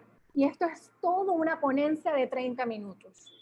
Tiene que ver con cómo gestionar nuestros residuos para que se mantenga en un ciclo productivo y no sea desechado. La pregunta es cómo comenzamos. Y yo creo que conociendo, desde el sentir y desde el hacer, en el aquí y en el ahora. Estoy hablando del presente. Me voy a dar la oportunidad de leer. Tenemos que aportar un grano de arena como actores desde la responsabilidad, desde la corresponsabilidad y desde el compromiso. Eso lo vamos a hacer como actores individuales. Acciones locales que tienen impacto global. Voy a abrir paréntesis. Esto no va a ser, digamos, de gran impacto si no lo hacemos como colectivo. Sí, pero desde estas pequeñas prácticas podemos hacer planes pilotos para políticas públicas. Y ahí ya estamos hablando de colectivo, y ahí estamos hablando de impulsar políticas importantes que pueden mover a la región. Entonces, desde las buenas prácticas comunitarias, como planes pilotos para el desarrollo de estrategias para la implementación de políticas públicas. políticas públicas. Esto lo estamos logrando desde el Zulia Recicla. La metodología de la fundación, y con esto quiero cerrar tengo unas 4 laminitas para hablar de la fundación, de cómo lo estamos haciendo desde la práctica y desde la acción. Reconocer, involucrar y reaccionar. Reconocemos el territorio. Tenemos que reconocer que somos biodiversidad. Tenemos una riqueza importante que rescatar. Estas fotos son de Maracaibo. Y Maracaibo le renace, es el verde dentro del construido. Ese es el Maracaibo que tiene que renacer. Esta es una foto de la zona norte de Maracaibo que me parece lindísima, es una cañada, un espacio natural que no ha sido intervenido por el hombre. Obviamente las aguas están contaminadas, pero la belleza de la flora es impresionante. Son espacios rescatables, son paisajes que tenemos que valorar. Los espacios para reservar y sanear y renaturalizar están en nuestra ciudad. Hoy día tenemos el Paseo del Lago y 5 de Julio. Ambos tienen 3 kilómetros para caminar. Pero si incorporamos a las cañadas como espacios, como corredores biológicos, como parques urbanos, tendríamos 77 kilómetros de paisaje para caminar, para trotar, para respirar y para contemplar. Y no un solo lugar de la ciudad, sino toda la ciudad desbordada entre paisaje y entre verde. Eso no es un sueño, es totalmente factible y ya lo están haciendo países como Colombia, sin irme muy lejos. ¿A quién tenemos que involucrar? A las comunidades, a todas las personas que están directamente asociadas a estos espacios. Porque tenemos que transformar las realidades de la gente, pero de la mano de la gente, para poder orientar, educar e involucrarlos y que ellos puedan transformar sus espacios. Los invito a nunca cambiar la meta. Yo trato de cerrar siempre con esta lámina. Cambiemos las estrategias. Tenemos que seguir trabajando por más obstáculos que se nos presenten. Y les invito a seguir las redes de la Fundación, @elzulia_piso_recicla, tanto en Instagram como en Twitter. Les invito a decir mis residuos no van al lago. Y bueno, muchísimas gracias, Sebas, por la invitación y espero haber cubierto las expectativas. Atenta a sus preguntas, a sus dudas y gracias a todos. Claro que sí, Grisel. No simplemente cubiertas las expectativas, sino que superadas con cada ponencia que nos das y con esa información que sin duda alguna llega a concientizarnos sobre la importancia de hacer un mejor uso de estos recursos. Es muy bonito decir que nos enorgullece tener un elemento cultural y ecológico como lo es el lago de Maracaibo, pero a la vez, así como decían en alguno de los comentarios de nuestro chat, sí da mucho dolor como tanto las personas, así como las edificaciones y en el sentido arquitectónico le damos la espalda al lago, por más que sabemos que somos privilegiados de tenerlo. Este tipo de conversaciones, de charlas y de información nos hace tomar conciencia para no descuidar esa parte de nuestras vidas, no dejarla de último en nuestra lista de prioridades, sino tenerla siempre presente y poder de una u otra forma aportar un pequeño grano de arena en el rescate de estos recursos naturales. Por supuesto, también tenemos esa oportunidad contigo a través de tu fundación, en la cual sí te pediría que en la parte de chat también colocaras las redes para que cualquier persona interesada pudiera acceder allí y bueno, pudieran seguirte y también tener esos puntos en donde poder colaborar. Ahora nosotros vamos a continuar con la sesión de preguntas y respuestas, pero antes yo voy a colocar en la parte del chat un link que los va a conducir a una encuesta de satisfacción, una encuesta que nos va a permitir a nosotros como institución conocer sus intereses, sus gustos y de esa forma poder seguir realizando iniciativas con nuevas actividades que sean del disfrute de todos ustedes. Vamos a dedicar estos 3, 4 minuticos exclusivamente a eso. Vamos a colocar una música de fondo y que nos puedan ayudar en ese aspecto. Y una vez que hayan transcurrido estos 3, 4 minuticos, vamos a proceder con la sesión de preguntas y respuestas. Ya vimos que hay algunas en la parte del chat y bueno, estas serán respondidas en su momento.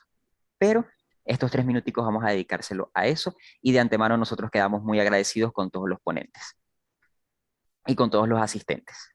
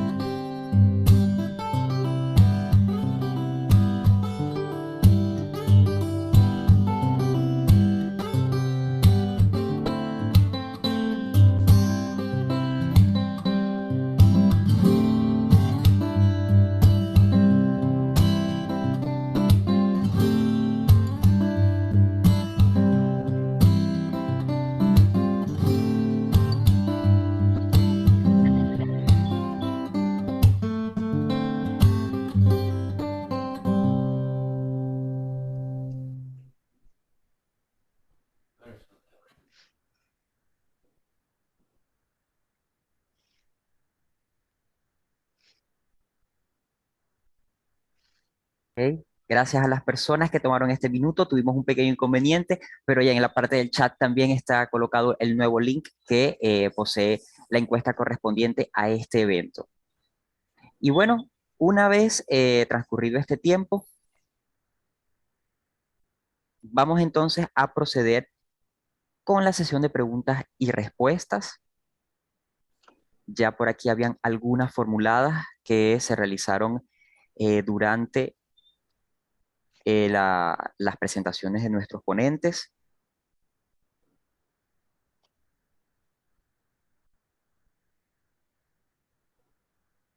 Por aquí había una dirigida a nuestro ponente Edwin Ferrer. Esta la hacía Alonso Morillo. Decía: saludos para todos.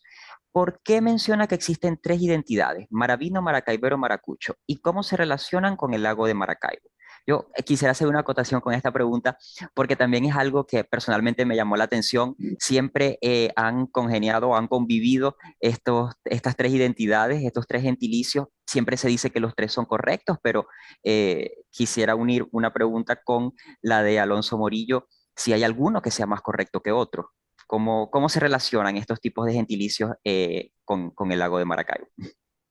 Bueno, no son tres identidades, es la misma, ¿no? Es Ujú. decir, ¿no? La ciudad es Maracaibo, entonces, claro, el gentilicio sería maracaibero, pero también existe la otra acepción, que es el ser maravino, aunque increíblemente la despectiva, la que ha sido más dura, es la que se ha popularizado en el resto de la nación, que es el ser maracucho. Ese gentilicio nos lo otorgó el general Antonio Guzmán Blanco cuando, por decisión personal y debido a sus intereses económicos, decide cerrar la actividad portuaria del lago de Maracaibo, e inclusive cuando nos unió con el Estado Falcón, cuando fuimos el Estado Falcón Zulia, que fuimos por desde 1880 hasta 1891, e inclusive con esa decisión le resta poder al Estado Falcón con Coro, porque Coro y Maracaibo eran ciudades que lo adversaban políticamente, entonces, y les colocó de capital a Capatárida. Bueno, entonces, bueno, por ahí viene la cosa, ¿no? Del tema del playa de pescadores, lo dijo de forma despectiva, ¿no? Los dos maracuchos, playa de pescadores, como nos llamó Guzmán Blanco, ¿no? Pero no, es una sola identidad, aunque si hablamos de identidad, tenemos múltiples identidades que van más allá de un gentilicio, porque somos una región muy rica, una región donde conviven múltiples pueblos de diferentes orígenes, y hoy obviamente esos purismos no existen, ¿no? Entonces, bueno, realmente hablar de nuestro gentilicio, los tres son válidos y perfectamente, de hecho, la Real Academia de la Lengua Española la reconoce, pues el maracucho como última acepción de nuestro nombre, ¿no? Inclusive el tema de la ciudad de Maracaibo. Fíjense que el profesor Lombardi, ¿no? Hablaba del nombre de Venezuela, ¿no? Con eso de la pequeña Venecia. Pero igualmente ocurre con Maracaibo. O sea, popularmente, no popularmente, es decir, no sé, desde el punto de vista de un mito, una leyenda, aparece el nombre de Maracaibo como Mara cayó, que Mara cayó frente al poderío de los conquistadores castellanos. Pero fíjense que Maracaibo tiene tres acepciones distintas a toda esta, ¿no? Maracaibo significa tierra de serpientes o de cascabeles, que para mí es un nombre bellísimo, porque si nosotros hacemos un ejercicio y nos imaginamos, por ejemplo, a nuestra ciudad capital sin ninguna edificación, es un territorio desértico lleno de cujíes, lleno de cactus, y por supuesto están los reptiles, que son las serpientes. En lengua caribe, Maracaibo significa río de loros, y también significa está río del oro y mano de tigre. O sea, tres denominaciones distintas a la que popularmente se da a conocer como que Maracaibo. Gracias, profesor Edwin, por su respuesta. Por aquí tenemos también otra pregunta de Jorge Montilla. Él nos dice, ¿se entienden los orígenes de la ruptura de identidad maravina con el resto de Venezuela? Sin embargo, yo siento que no tengo esa identidad zuliana. ¿Es una percepción personal mía o es común al resto de los maracuchos? De ser así, ¿a qué se debe esta indiferencia del capitalino con el resto de sus vecinos zulianos? Distinto a la conciencia de unidad de región que hay en los estados orientales, como Nueva Esparta, Sucre y Anzoátegui, que se identifican antes como oriental que como sus gentilicios propios. ¿Habrá algún ponente que tenga alguna respuesta ideal? Bueno, no sé, bueno, disculpen que, bueno, es decir, el ser maravino, maracaibero, maracucho, y esa relación con la región es muy importante, porque fíjense que, y lo digo no lo digo lamentablemente, pero suele suceder que hay unas generalizaciones muy grandes, cuando inclusive yo que viví muchos años en Caracas, llamaban a todos los oriundos del estado Zulia maracuchos, por ejemplo.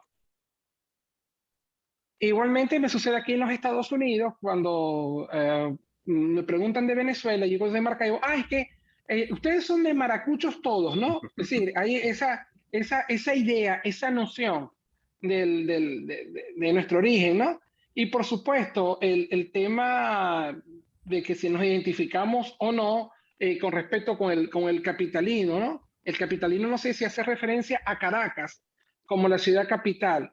Pero bueno, esto ha sido una polémica que viene inclusive del siglo XIX, y el profesor Lombardi, que ha sido uno de los estudiosos más importantes en Venezuela en relación al tema de la independencia, porque bueno, el profesor Lombardi, que está acá presente, tiene un libro extraordinario que se llama Banderas del Rey, en donde es la otra mirada distinta de lo que nos ha dicho la historiografía venezolana en torno a la independencia. Entonces, es la mirada de lo que fueron los capitanes generales sobre el proceso de la independencia.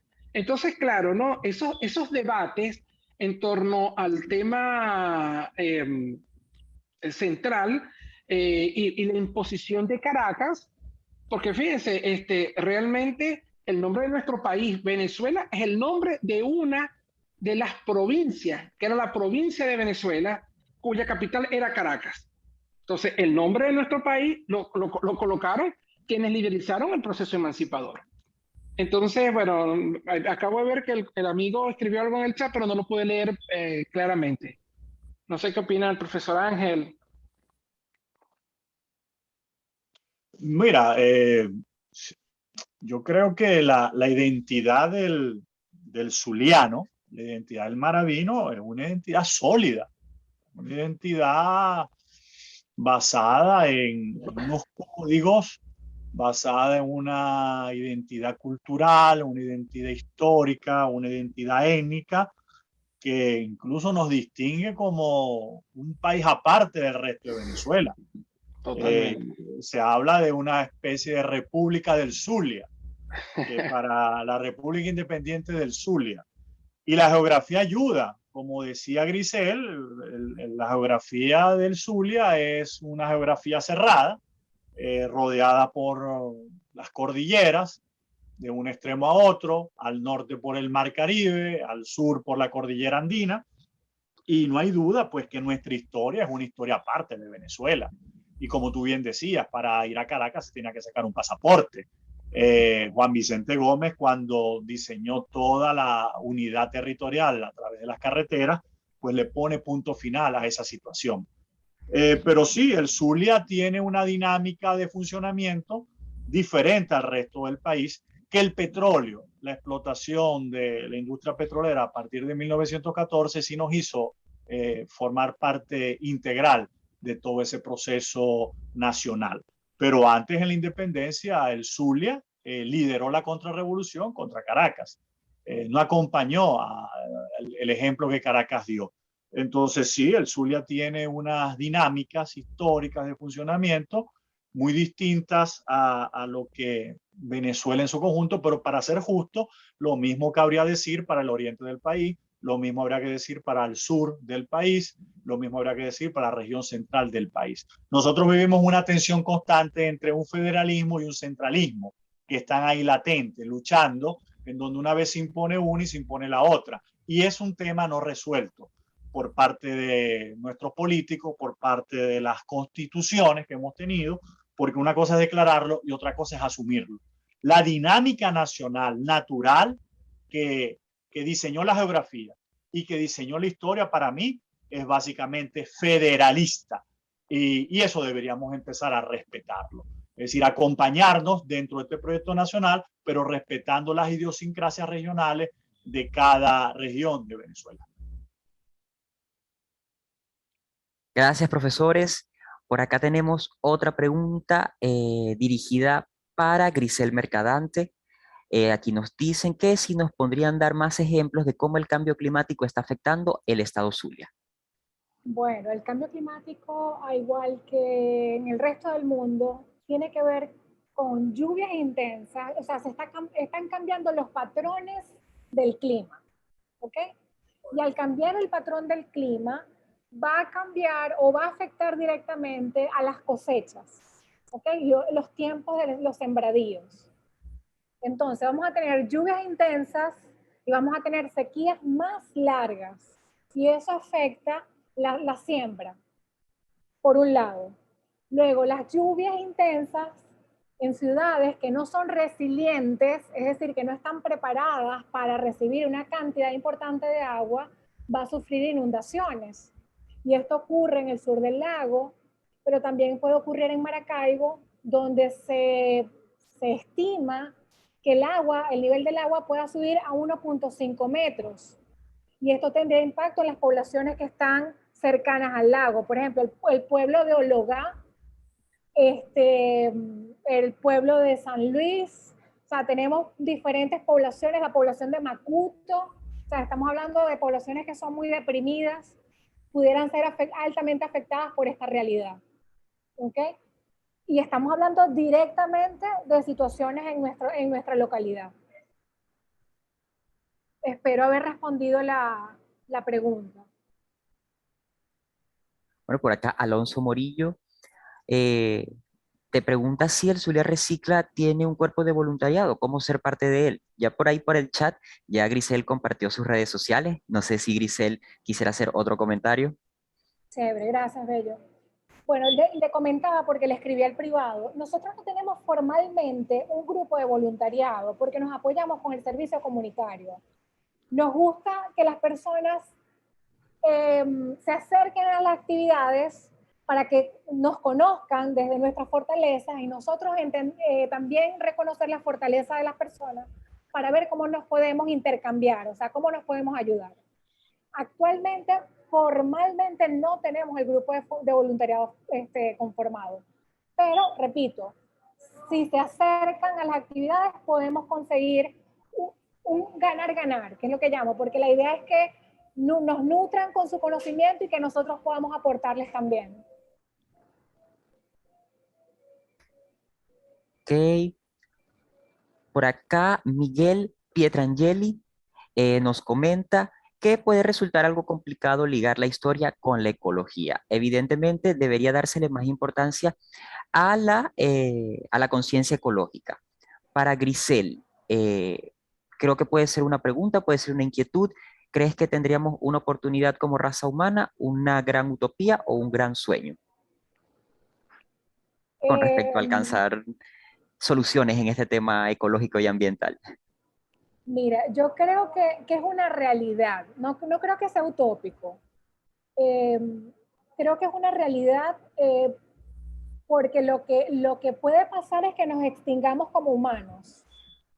Así de sencillo, o sea, yo soy fatalista, me pueden llamar como me llamen, pero como sigamos en el camino que estamos, la raza humana se va a extinguir. Entonces es necesario que tomemos conciencia y tengamos acciones severas. Desde la fundación repetimos que tiene que ser desde el ser desde el individual, desde donde yo puedo, pero ese yo puedo, luego te lo vas a creer tanto que vas a impulsar a que el cambio sea colectivo. Entonces lo que hay es que persistir, hay que tener mucha, pero mucha constancia. Sabes, tomando pie con esta pregunta, con esta inquietud, se me vino a la mente en una de esas que estaba en Twitter, leí un tweet que decía que ahora con este, como que este decreto oficial de que ya el cambio climático es una realidad latente, que ya como que no tiene vuelta atrás, que Exacto, estamos en esto, estamos ya inmersos en esto, exacto. una persona tuiteaba que se le está dando la responsabilidad a la humanidad completa. Sin embargo, es más responsabilidad de las grandes empresas y las grandes corporaciones y las personas con mucho dinero, más que a la pequeña parte de la humanidad que puede simplemente usar un insecticida, hacer un uso indebido de los residuos, y ahora con la nueva carrera espacial que tenemos, ahora implementando e inaugurando el turismo espacial, eh, sin duda alguna eso impulsa todo lo que precisamente queremos evitar. Y que bueno, a veces las acciones individuales no serían suficientes. Sin embargo, Totalmente. no deberíamos dejar a un lado como que esa conciencia personal, porque sin duda alguna, lejos de ayudar, estaríamos eh, eh, resaltando o reforzando el problema. Pero yo te quiero sumar algo. Si hoy hacemos conciencia y lo hacemos en serio, podemos dejarle la semilla al niño que mañana va a ser empresario. Y le vamos a sembrar la semilla al niño que mañana va a ser político.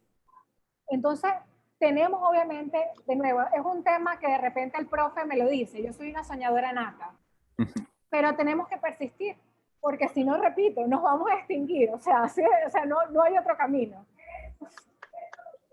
Y con esto, la frase de el cambio empieza por uno nunca va a perder vigencia. Así es. Me permiten, la conciencia ecológica de una nación, de una sociedad, pasa por tener educación de primera calidad a todos los niveles Todos los niveles. y tener a ciudadanos educados y responsables, comprometidos con el engrandecimiento del país al cual pertenece. Esto es muy teórico, pero está demostrado que los países que ponen en práctica estas condiciones se han engrandecido, tienen conciencia ecológica y hacen esfuerzos por preservar y resguardar sus respectivos ambientes, por lo menos los nacionales. Si bien el problema climático es un problema global, en donde todos somos responsables, donde todos tenemos que aportar. Pero es fundamental la educación, una educación de calidad en donde la parte ecológica esté en el centro de ese proceso. De acuerdo, totalmente. Gracias, profesor. Gracias, Grisel, también por tus respuestas, por tus reflexiones. Por acá, Miguel Pietrangeli nos pregunta o les pregunta específicamente a los historiadores. ¿Es importante tumbar las estatuas de Colón en ciudades latinoamericanas? ¿Qué opinan del descubrimiento de América? ¿Fue un proceso civilizatorio? Edwin, ¿me permites? Claro, por supuesto. Me parece un absurdo tumbar estatuas, porque si tumbamos la de Colón, habría que tumbarlas todas, porque esos héroes, empezando por las de Bolívar, esos héroes que nosotros hemos exaltado, tienen tanto momentos luminosos como momentos de mucha oscuridad. Entonces, a mi modo de ver, es como romper, fracturar la memoria de un pasado que debe asumirse con sus luces y con sus sombras. Y Colón, más allá de genocida, fue el que abrió, fue la llave, una llave histórica, una llave civilizatoria para incorporar al mundo a una misma y sola humanidad. Yo lo dije al comienzo de mi exposición, 1492 inaugura la gran globalización mundial como un hecho civilizatorio positivo, cultural, en donde más allá de las guerras, más allá de las muertes, más allá de los despojos, más allá del oprobioso sistema de la esclavitud, hubo importantes intercambios culturales, civilizatorios, positivos, en donde América la aportó a Europa y Europa la aportó a América. No voy a detallar cuáles son esos aportes, pero es muy fácil se pueden documentar. La humanidad necesita de los intercambios comerciales, culturales, religiosos y de todo tipo, basados, eso sí, en un respeto y en una complementariedad que permita un aporte mutuo, un enriquecimiento mutuo. Volvemos a lo mismo, esto es muy teórico, pero cuando ha sido posible en la práctica histórica concreta, los beneficios son evidentes, son palpables. Bueno, yo igual que el profesor Lombardi, no creo que haya que demoler, porque también estaría destruyendo el patrimonio, que es la otra parte, ¿no? Porque eso forma parte de la cultura. O sea, Colón, que es como el elemento simbólico de la conexión con Europa, hizo un aporte. Entonces, entonces tendríamos que dejar hablar español, porque nosotros hablamos la lengua del conquistador. Tenemos la religión del conquistador, la religión judeocristiana. Entonces, aquí todos tendríamos que hablar en lengua arahuaca, lengua caribe o lenguas chichas, por ejemplo. Es decir, nosotros formamos parte de ese gran mestizaje cultural que, nos guste o no, somos resultado de un largo proceso histórico. Entonces, yo creo que ese el tema emblemático de una escultura no termina por destruir, por ejemplo, los problemas que existen, sobre todo en los sometimientos a los que fueron llevados las comunidades indígenas. Voy a cerrar con esto, ¿no? Yo recuerdo en 1992, cuando se estaba conmemorando el 5º centenario, en aquel entonces, una de las ministras del presidente Carlos Andrés Pérez, Beatriz Rangel, hija de Domingo Alberto Rangel, escribió un artículo en el diario El Nacional en relación al 5º centenario. Entonces ella le conversaba, no recuerdo ahorita el nombre, de un intelectual español que hablaba sobre el genocidio que habían cometido los españoles, aunque a mí no me gusta utilizar la categoría España, porque España en 1492 no existía, lo que fue el Reino de Castilla, en alianza luego con el Reino de Aragón, donde es Isabel y Fernando. Entonces, él le dice así, ¿no? Bueno, ella le habla del tema, ella escribe, bueno, hablándole del tema del genocidio. Entonces, él le dice, a ver, vamos a aclarar. Los españoles, los míos, se quedaron aquí. Los que son los tuyos se fueron para allá. Entonces, no son los españoles, sino los criollos que quedaron posteriormente luego del asentamiento, los que van a profundizar el tema del rechazo, el tema del menosprecio a las culturas originarias y también a la cultura africana y la imposición de el elemento europeo como elemento aglutinador de la cultura de esta nueva región. Entonces, bueno, en total, yo creo que tenemos que asumir la historia como tal, porque igualmente nosotros en la leyenda dorada, entonces, bueno, los pueblos indígenas, bueno, que fueron sometidos, sí, ciertamente, pero dentro de los pueblos indígenas habían dominadores. Entonces, y fíjense que es tanto así, y disculpen, que en una investigación encontramos en el acervo histórico del Zulia, que está allá en Maracaibo, que lo pueden visitar, conseguimos un documento de venta de pobladores guayú hecho por clanes guayú dominantes a las compañías petroleras para el trabajo de la explotación de la mano de obra en 1918. Gracias, profesores, por sus explicaciones. Por acá nuestro amigo y aliado Víctor Rujano nos comenta que hay que luchar por nuestro planeta como si nuestra vida dependiera de ello, porque en efecto es así. Saludos Víctor, a quien por cierto tendremos como moderador en un nuevo encuentro de Emprendiendo en Tiempos Retadores el día jueves, así que también los esperamos por allá.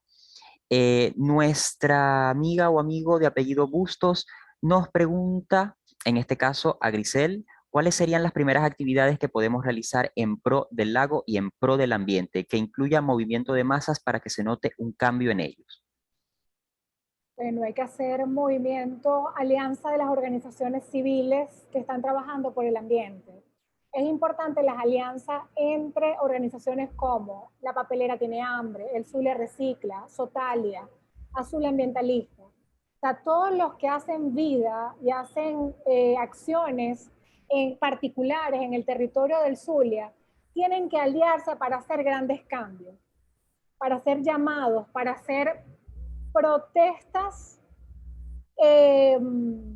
o mejor dicho, para visibilizar situaciones, ¿verdad?, que están afectando al lago y de esa manera sumar más personas, sumar más al colectivo. Creo que una estrategia es la alianza entre las organizaciones. Y dicho sea de paso, todas esas organizaciones tienen sus cuentas en redes sociales activas. Como primer paso, pudiéramos seguirlas, estar al tanto de las convocatorias que constantemente se realizan y pues si es de nuestro interés y de nuestra disponibilidad, poder participar y poco a poco irse involucrando con lo que allí se ofrece. Te quería decir algo. Me quedé con esa tarea pendiente. Yo les quería compartirles un enlace con todas las organizaciones para que tengan los enlaces, pero te lo voy a compartir para que luego tú se lo compartas a quienes respondan la encuesta y lo tengamos por allí a la mano. Ok, excelente. Por acá, Paola Vera nos hace un comentario. La conciencia comienza con la educación, donde tengamos como prioridad el ser como parte de un todo, es decir, como parte del sistema y no como centro del mismo. Muy apropiado, muy adecuado y algo que ya habíamos resaltado aquí para que no lo olvidemos en ningún momento. Y ya para finalizar, comentarios de felicitaciones para los ponentes, en este caso para los profesores de la doctora Mariana Fernández y bueno, por supuesto, también para Grisel, que en conjunto hicieron un equipo extraordinario de información desde distintos ámbitos para poder seguir valorando nuestro lago de Maracaibo como una joya de nuestra identidad, como una joya de nuestra región y como algo que siempre vamos a llevar en el pecho con mucho orgullo. Este tipo de eventos nos ayuda a recordarlo y nos ayuda a tenerlo siempre presente y a ingeniárnosla para poder seguir aprendiendo y efectuando acciones positivas para nuestro entorno, que es al final del día lo que todos queremos. Bueno, de esta forma nosotros le ponemos punto final a este evento, no sin antes agradecerle nuevamente a los ponentes de esta mañana, el profesor Ángel Rafael Lombardi, a Edwin Chacón y a Grisel Mercadante, quienes prepararon estas presentaciones y estas disertaciones, llenándonos a todos de valiosa información y que además podemos considerarlos como aliados permanentes porque siempre están dispuestos a participar en este tipo de iniciativas que, bueno, desde nuestro Centro Venezolano Americano del Zulia y la Coordinación de Biblioteca y la Dirección de Cultura siempre está dispuesto a emprender. A todas las personas que se conectaron, desde nuestra institución también les agradecemos por seguir en contacto con nosotros. Nosotros los invitamos a que sigan al pendiente de nuestras redes sociales, @sebaspisozulia en Instagram y @sebazulia en Twitter y Facebook, para